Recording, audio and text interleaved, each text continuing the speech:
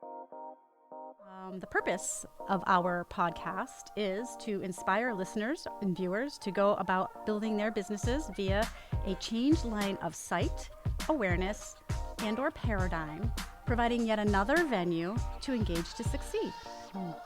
So, hello everyone, and welcome to Drop the Mic, the Chamber podcast, with me, your host, Moe Belliveau, Executive Director of the Chamber of Greater Easthampton.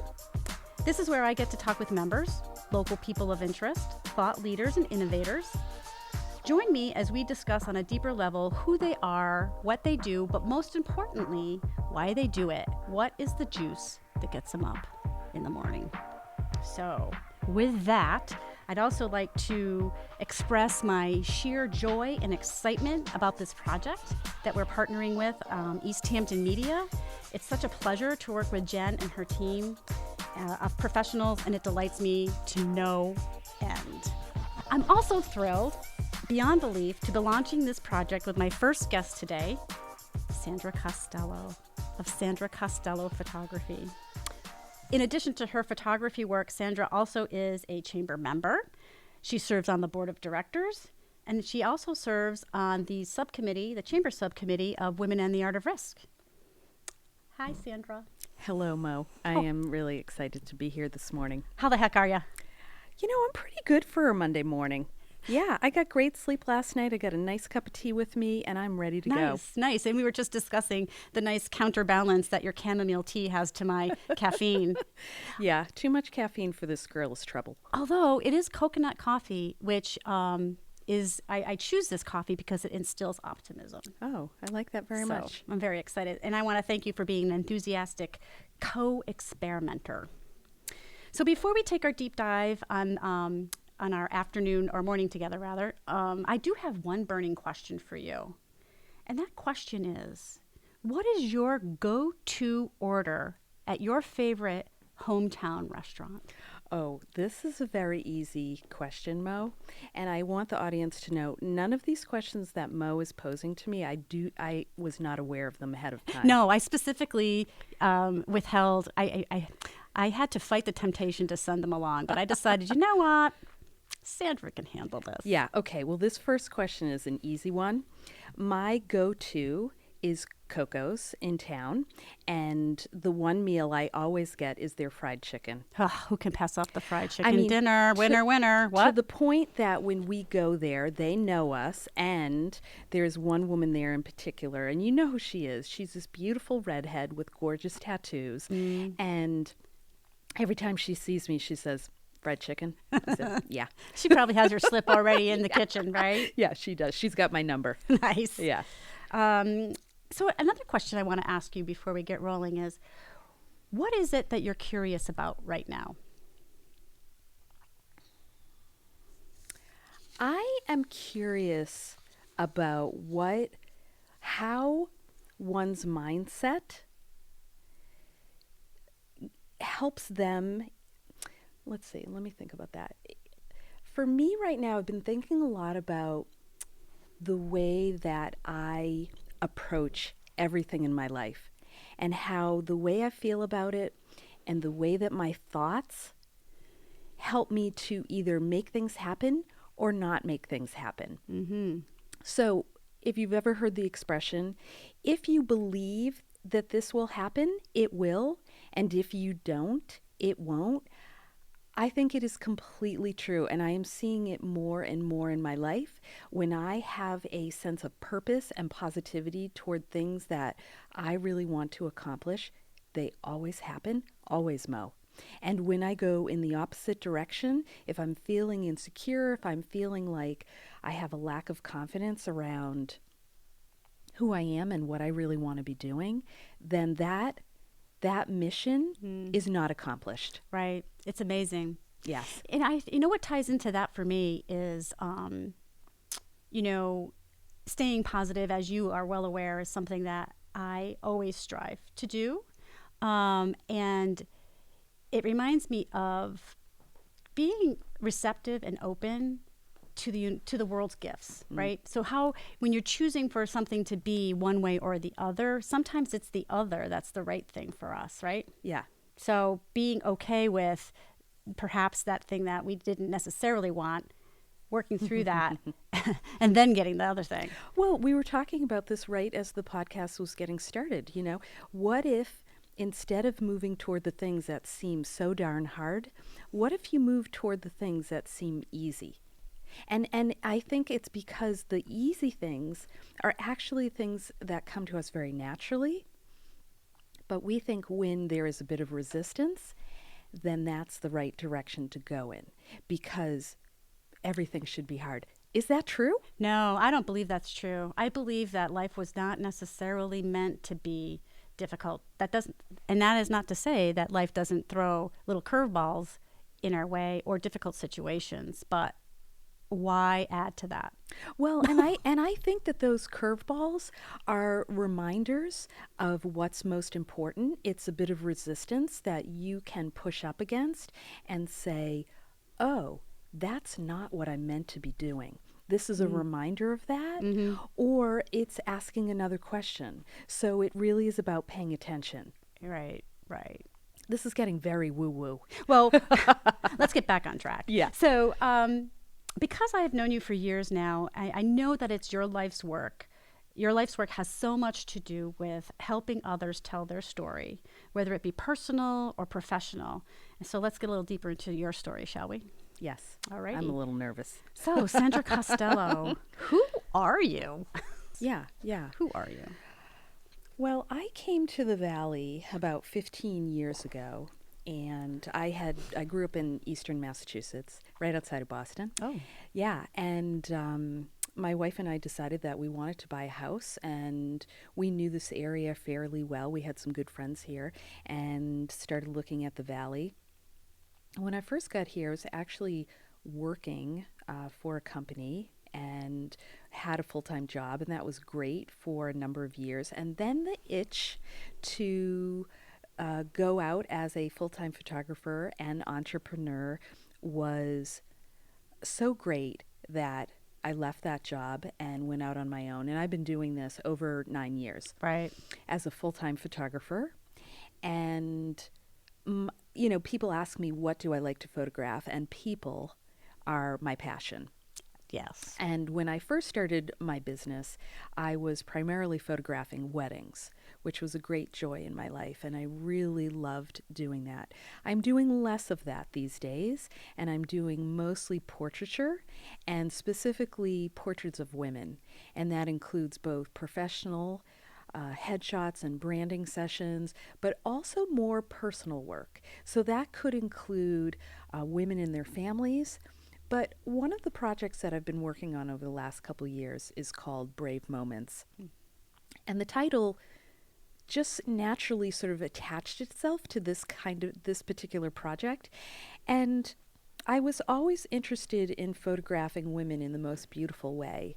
And then I thought, well, in addition to that, what can I be doing to photograph the story of these women so that they have photographs that serve as a legacy of their life, and they create heirlooms from this shoot that they can either keep for themselves as a reminder of how incredible they are, or to pass along to their children, to their spouses, to whomever it is that they have a connection with. And so for the last couple of years, I have been photographing women doing these Brave Moments photo shoots. And those shoots range from women celebrating their health after cancer, after a major stroke. I photographed one young woman who is now in her early 30s, and about 5 years ago, she had a stroke, and they thought that she would never walk or talk again. She is walking, she is talking, she is dating, she is working, she's doing all of the things. And we have these incredible photographs of her in winter, which is her favorite season, in this gorgeous red gown. So the work that I've been doing has always been connected to people and photographing them in their most authentic way, but my subject matter has shifted a little bit over the years. Right.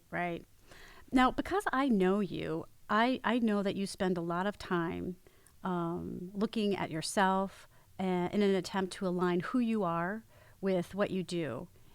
And by doing that, attempting to add the most value to your clients and for yourself. Can you tell me how you came to the realization that this is what you needed to do? This work in particular? Yeah. Well, I've always enjoyed photography. Because it's definitely evolved. Yes, it has evolved. And it's evolved in the very short time that I've known you. You know, although I feel like we've known each other for eons, we haven't really. But I've seen a great change in you and what you do. You know, I think one of the great things about getting older is getting more connected to who you are. If you can allow that to happen, if you don't resist it, if you're willing to dive in a little bit and look at who you are and what's important to you, then the process of getting older can actually be a beautiful thing, aside from the aches and pains, right? Right. And so for me, connection has always been really important to me in terms of everyday life, relationships with my family members, but in particular with my clients. And that has always been the case. And I think in the beginning when I was photographing weddings, I thought, am I getting too personal with people? Am I too interested in who they are and what makes them tick and what's important to them and how I capture their day? But then I began to realize that the things that are important to me are the things that are important to my clients. Mm-hmm. And that's why isn't that so much the case so much of the time? Well, and that's why we connect. But I want to make one comment about that, which is, I think as a young business owner, someone who's just getting started, it's really easy to look to your competition, mm-hmm. to people who are doing what you're doing and thinking, oh my God, they're crushing it. What do I need to do that they're doing mm-hmm. so that I can crush it too? Mm-hmm. And I think that's the wrong question. Right. I think what really needs to happen and what I have learned for myself over the years is when you look inward, when you look at what it is that you do so naturally, as natural as breathing, mm-hmm. then that's what you're meant to be doing. And that's how that's a way for you to consider the kind of work. It's not the work itself. It's the approach that you take toward whatever it is that you decide you want to do. I could be a photographer, but I could also be a florist. It doesn't actually matter what the work is. It is the connections that I make with my clients and the energy I put out in the world. So what do you think was the actual mechanism, the actual thing that prodded you to move in that direction? Was there a particular aha moment or an oh darn moment or an oh moment? Yes, I can remember it very clearly.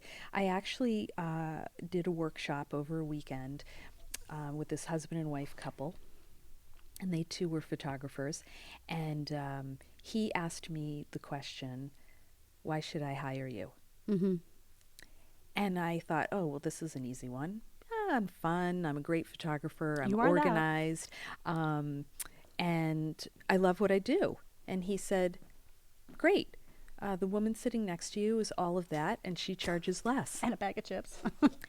And she charges less. So tell me, why should I hire you? And I thought, crap. Right.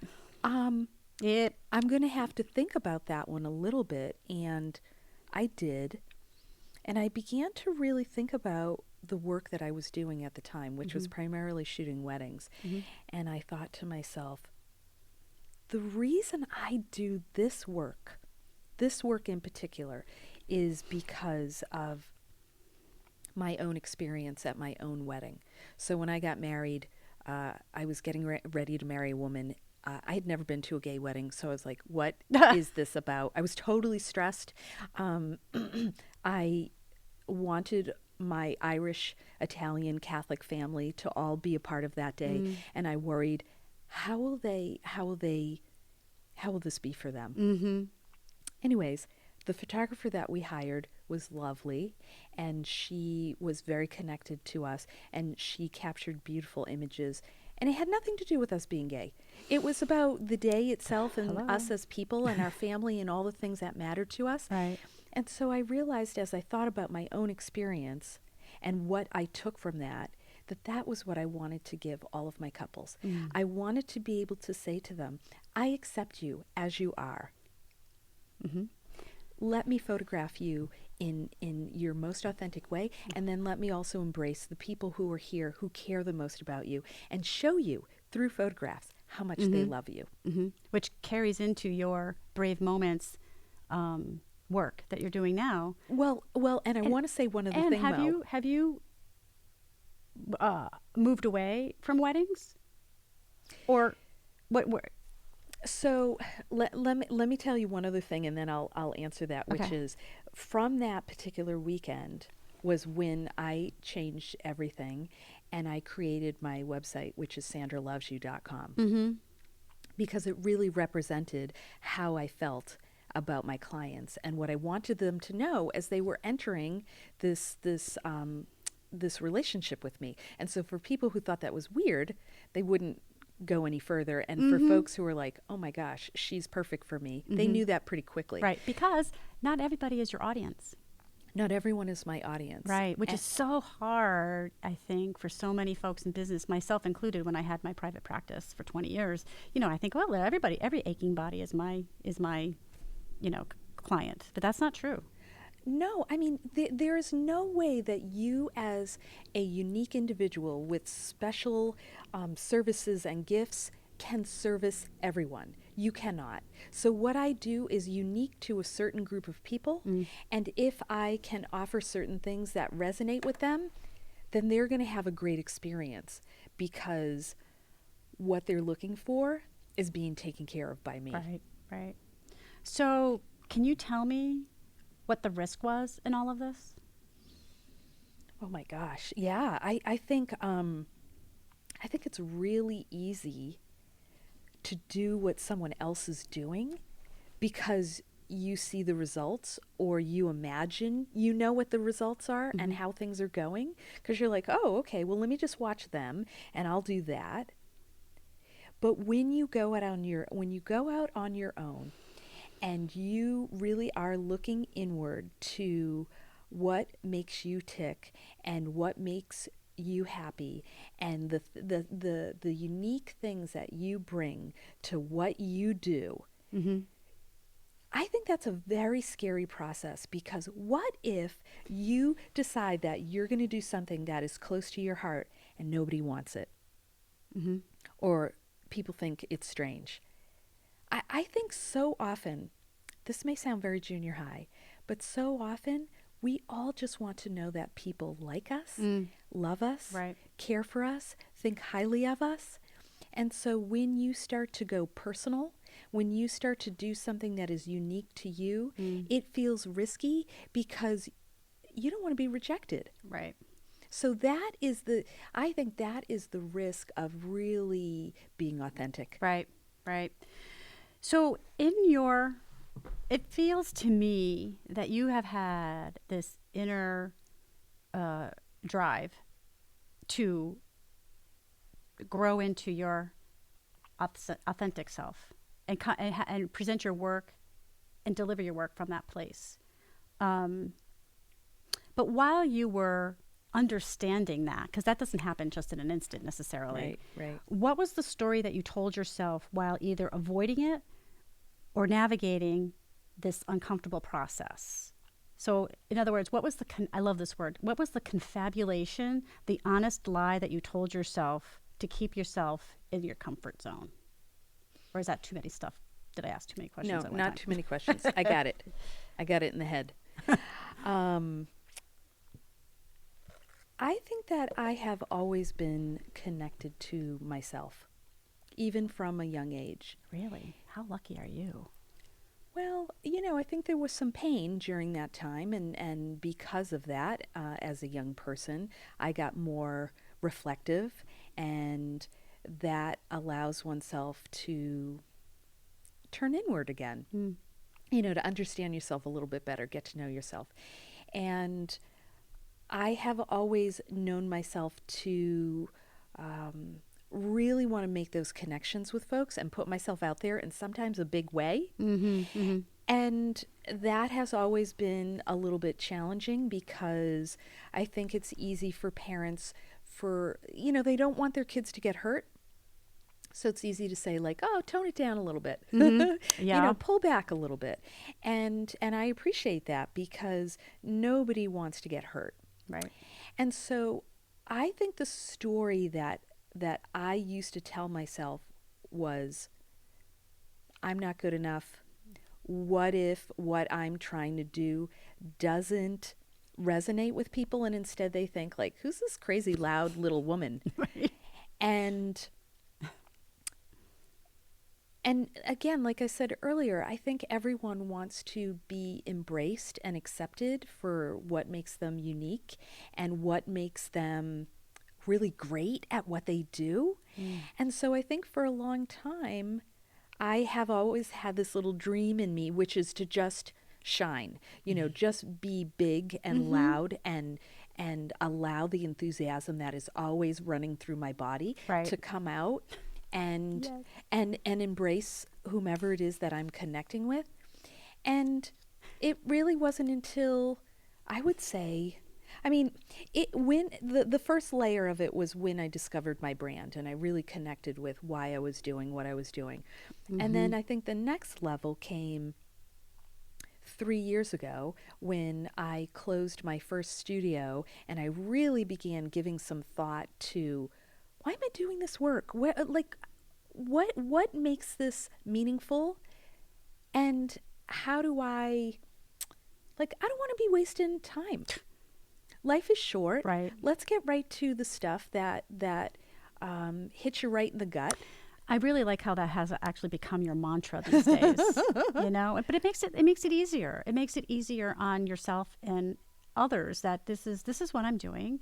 This is what I'm bringing to the world. And you can make easier choices around that. Whereas, oh my gosh, so much easier. When you say yes to something, you say no to something else, which ties into what you're absolutely saying. So there are so many layers to doing the work that is really most meaningful. It is about listening to your heart, which again, I know it sounds a little, people think, oh, is it really that easy? No, it's actually not that easy. You have to do some work. Was there a lie that you kept telling yourself that kept holding you back to say, the comfortable lie? Was that, or was it not there? I think that when you're an artist, sometimes we fool ourselves. Yes, I think that when you're an artist, it's really easy to think like, is the work good enough? So I think that that's one big place of it. And I think here's the other piece of it, Mo, and I think that we all struggle with this, is self-judgment. Judging ourselves. Are we being too much? Are we doing enough? Will this meet the needs of my clients? Am I doing all the things that I should be doing? And really just having a heavy hand of judgment on ourselves. Yeah. Which, can I swear? No. Okay. No. I think that really gets in the way of doing the work that we're meant to do. Right. And again, like I said earlier, I don't always think it is about the actual work that you're doing. It's how you do the work. Right. So maybe you had not just one lie, but maybe several little lies that you just kept telling yourself around judgment and that sort of thing. Yeah. So can you share with me how you feel about your business today versus, say, 3 or 5 years ago? Wow. I feel a very different level of connection with my business and my clients. Nice. Years ago, I used to get reviews from people that would say things like, Sandra is awesome. We had a great experience. Definitely hire her. Right. Who doesn't want a review like that? Right. But it's somewhat generic. But now I get reviews that are 10 times that. People are saying really beautiful, stunning things, and it is because I have deeply connected with the work. I've deeply connected with the people that I serve. And because of that, they feel seen and they feel as though I have given them exactly what they were looking for. Is that not a universal desire? You know, we all want to be seen. And what better medium via photography, right? Yeah. A. But then B, how you bring them through that experience. Right. Yeah. You know, I Because it's intimidating. You know, I've sat for a session with you and it can be, you know, you arrive with this preconceived, Yeah. oh my God. Yeah. It happens almost every single time, Mo. And people come with that self judgment. That's what it is. Yeah. They come beforehand. You know, I had a client last weekend, and I've photographed her and her family a number of times, and she said, I've been really stressed. I said, yeah, I know you have been, because I know you, and I know what you want the outcome to be. Right. And what really needs to happen when you come for your photo shoot is you just need to be yourself. Right. You know, Which obviously, is not an easy task. You know, obviously prepare certain details. Make sure you have the clothes that you want to wear. Right. And if you want to have some grooming done, then go for it. But in the end, it really is about trusting me to bring out the best in you and to capture you in the most beautiful way. Right. So tell me, what is the juice that gets you out of bed in the morning? How do you keep yourself on what could be observed as a long track of evolution? You know what I'm saying? Yeah, I do. Yeah. It really is about the connection to people, Mo, every single time. Nice. You know, I have an event coming up in a couple of weeks, and the reason I put this event together and why I'm doing more events is because I realize that A, I love being around people, and B, people want to be with me because of a number of things. They want their photograph taken, they want to make a connection, but they want to learn things about themselves. And I feel like every time I create a new event, it is an opportunity for the community to grow, and for primarily women are connecting with me, for these women to come and get to know each other, high five each other for being awesome, and learning more about who they are. Right. So your tagline is "Be brave," or one of your taglines. Yeah. Is that right? Is it "Be brave"? Yeah. I mean, you know, I talk a lot about being brave, Yeah. Especially in my Brave Moments Instagram account. Right. Yeah. So Brene Brown, who we both love, says that if you're brave enough, often enough, you will fail. Can you share with me what has been one of your toughest failures? Now, I wish I knew this question beforehand. This one I could have given a little thought Kaboom. to. Yeah, right. Drop the mic. Read me that question again.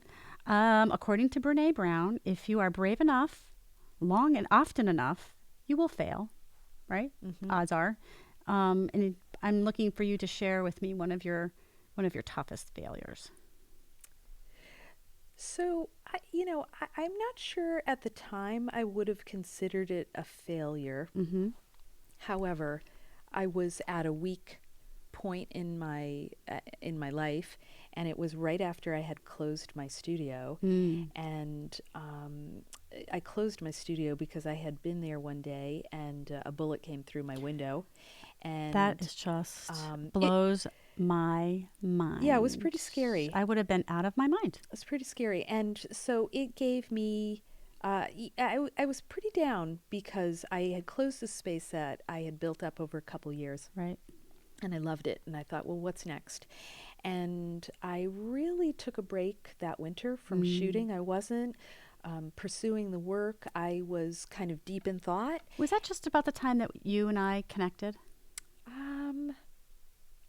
I can't recall. Okay, just wondering. Recall, but it was a pretty intense time, and I had some savings, and I was kind of watching that go down. Yeah, that's another set of scariness.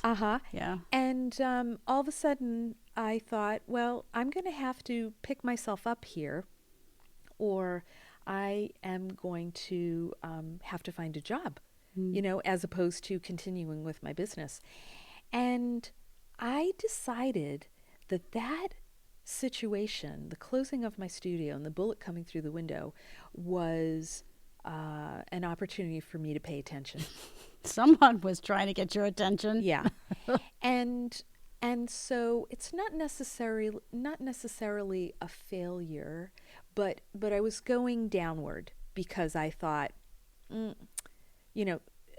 just couldn't pick myself back up. Sure. It's a trying time. It's overwhelming, and it's, your safety was threatened, Yes. and it's like craziness. Yeah.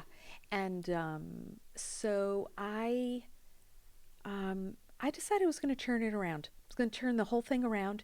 This was not a negative anymore. I was going to look at it very differently. This was an opportunity for me to pay attention to my business and what I was doing and what I was, what wasn't working. Touché. What wasn't working, because there were things that weren't working. Mm-hmm.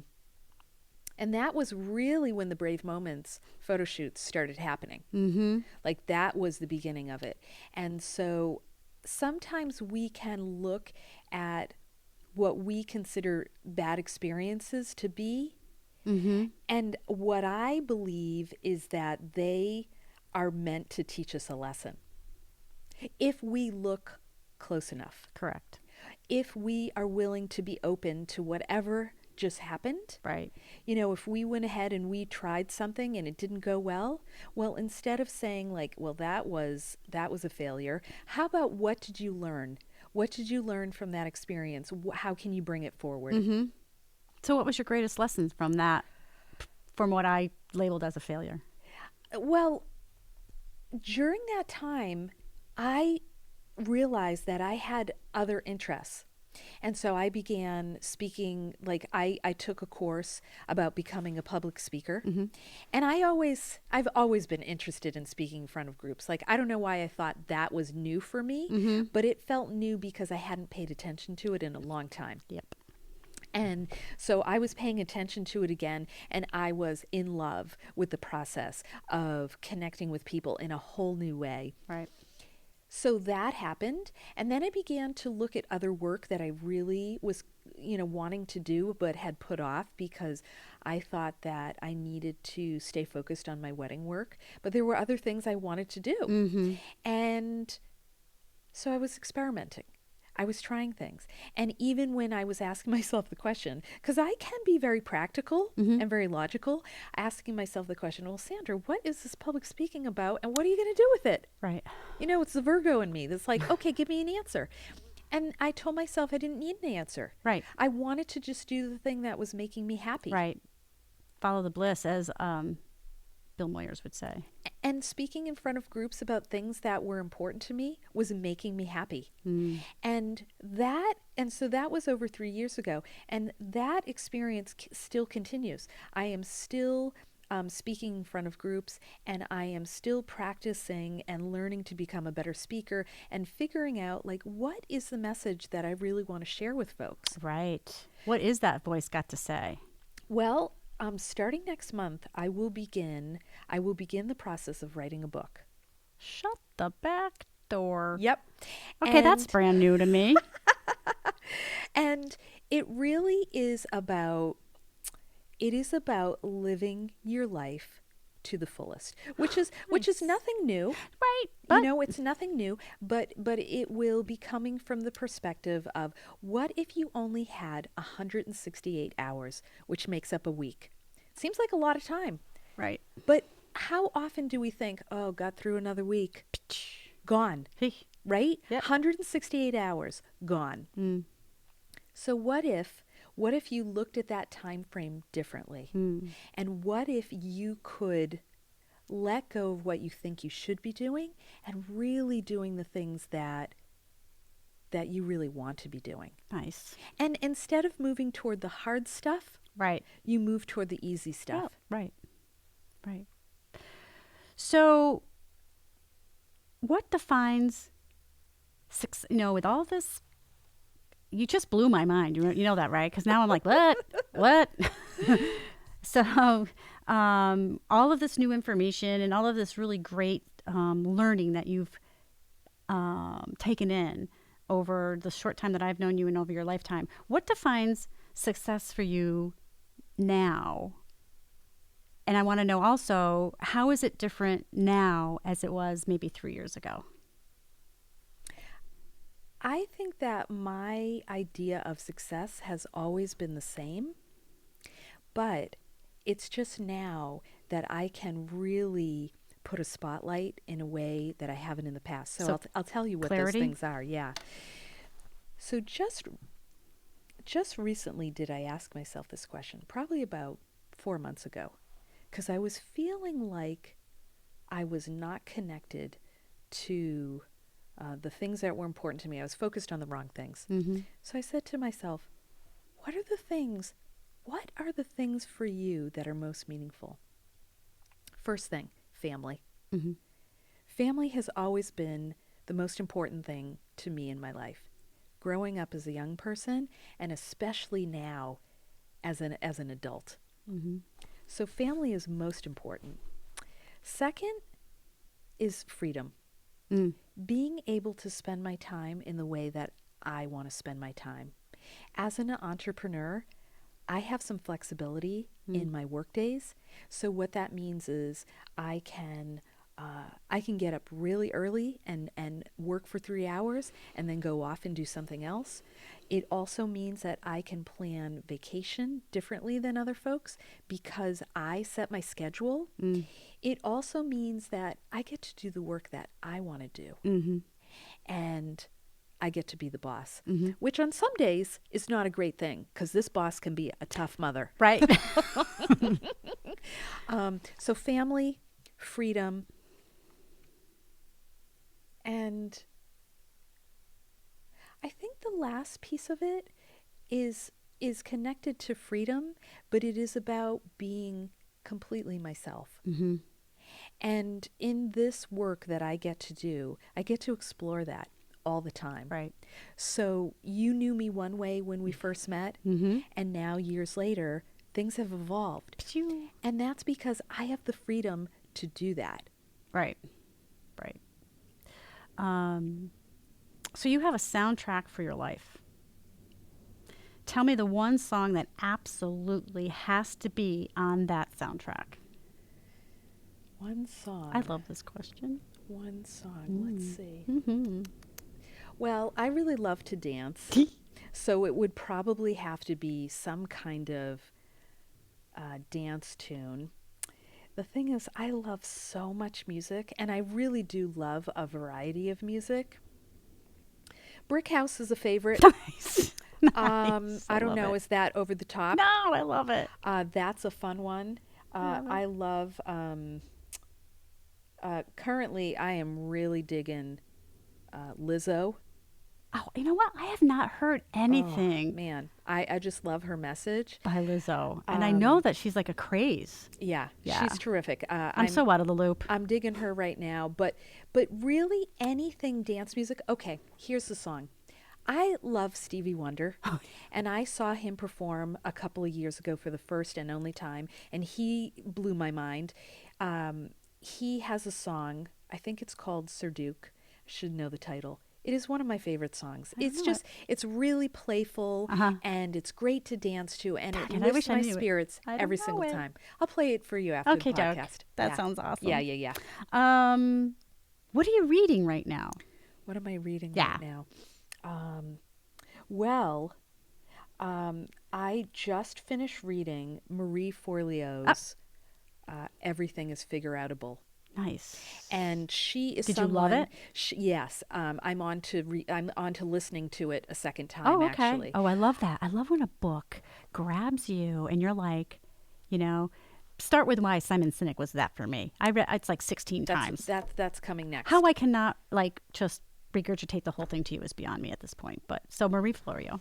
She is someone I followed for years, and I love her because she is very much herself, and she's got Jersey girl in her, and so she can be a little rough around the edges sometimes. But this new book, Everything is Figure-Outable, has such a great message because everything is possible. Everything is possible. And the things that we resist, the things that we say, I can't get to that. One of the things she suggests is that look at that again. Maybe it's actually something you don't want to do. Well, right. Right.